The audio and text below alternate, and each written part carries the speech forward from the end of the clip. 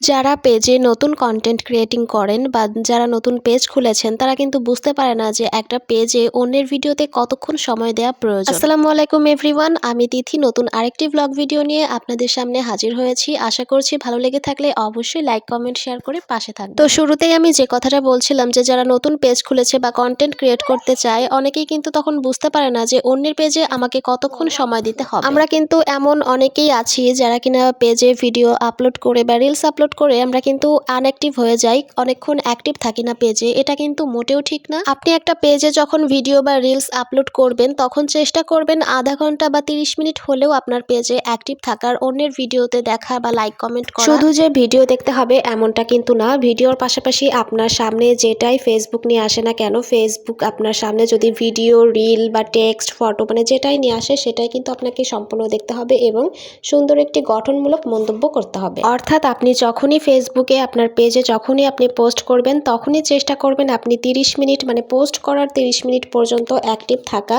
30 minute সম্ভব না হলেও প্রথম 20 মিনিট আপনাকে অ্যাক্টিভ থাকতে হবে। এতে কিন্তু অন্যের ভিডিও দেখার পাশাপাশি আপনি যখন কমেন্ট করবেন আপনার পেজের পরিচিতি বাড়বে। বর্তমানে এই অনলাইন প্ল্যাটফর্মে আপনি আপনার পেজে কাজ করতে থাকলে আপনি যতই আপনার পেজে পরিচিতি বাড়াতে পারবেন ততই কিন্তু আপনার লাভ। আপনার পেজটা যত মানুষের কাছে শো করবে ততই কিন্তু আপনার দ্বিগুণ লাভ হবে। সবার পেজ কিন্তু ছোট থেকেই ধাপ করে বড় হয়ে যায় না। নিজের পেজটাকে আগে মানুষের কাছে পরিচিতি করাতে হয়, আস্তে আস্তে কিন্তু সেই আপনার ছোট পেজটাও কিন্তু একদিন অনেক বড় হয়ে যাবে। তাছাড়াও সব থেকে বড় কথা হলো ধৈর্য। ধৈর্য যে রাখতে জানে বা ধৈর্য ধরতে পারলে কিন্তু আপনি সফলতা লাভ করতে পারবেন। আর আপনার যদি ধৈর্য না থাকে এই প্ল্যাটফর্মে কাজ করা হয়তো আপনার জন্য না। কিছু কিছু মানুষ হয়তো মনে করে অনলাইনে পেজ খুললেই হয়তো টাকা আর্নিং শুরু হয়ে যায়। আসলে ব্যাপারটা কিন্তু সেরকম না। টাকা ইনকাম করা কি এতটাই সহজ? আসলে কিন্তু সহজ না। আপনি যদি একটা কাজের পেছনে সময় না দেন, পরিশ্রম না করেন, তাহলে কি এমনি এমনি টাকা হাতের মুঠোয় আসবে? কখনোই না।